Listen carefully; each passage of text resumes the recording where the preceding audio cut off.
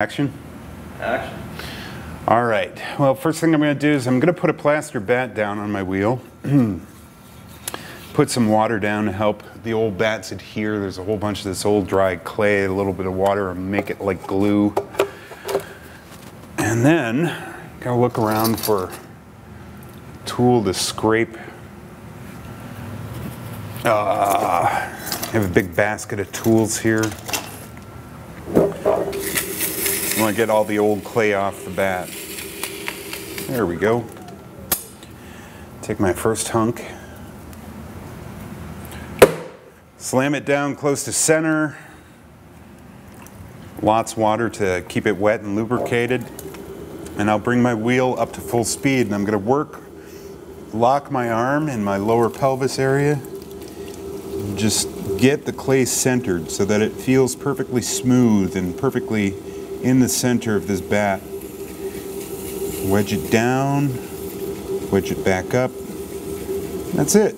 It's ready to go. Next step, I'm going to put my fingers in, start creating a hole. I'm going to do a little bit of concentrating. I might not talk quite as much, so let's see what happens. Going down until I get about a ½ inch towards the bottom. And then I'm just going to slow the wheel down a little bit and start squaring up the sides of this pot. Now I can work really rapidly and I can start to pull the clay up. This is called throwing. What we're doing is taking the clay from the bottom of the pot and pulling it up towards the top, or throwing it up. And I'm applying a uniform amount of pressure between my fingers, both inside and out, to help make a judgment of how thick the clay is. I like to keep my clay pretty uniform. I don't really consider myself a great potter. There's nothing I really do that's very exceptional. I like simple forms. I don't like too much ornamentation on my pots. And if you were to ask me who my influences are, I don't really have any. I've met a lot of potters over the years, and I've studied with a few. I picked up a few tricks, but I don't really copy anyone's style. I just like to throw forms that are pleasing to me.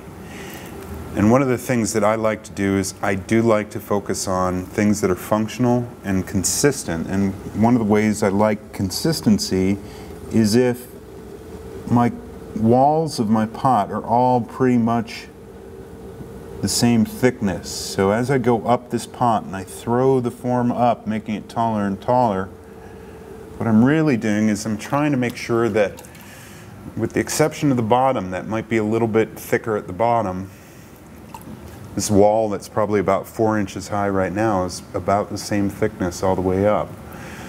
So even though this would make a lovely coffee pot or a little votive holder or something like that, I'm going to take it apart and show you what I'm talking about.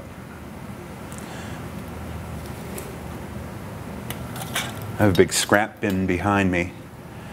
You can see that the thickness of the wall right here is pretty uniform. It gets a little thicker towards the bottom, and as I work on a pot, or if I go back and trim a pot, I'll take some of that off, so that by the time the pot's finished, it's the same thickness all the way from top to bottom.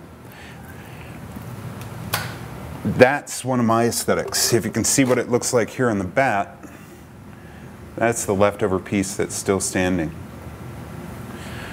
So I'll just clear this off. Let's do another one. This time I won't cut it off, and I'll actually try to make something.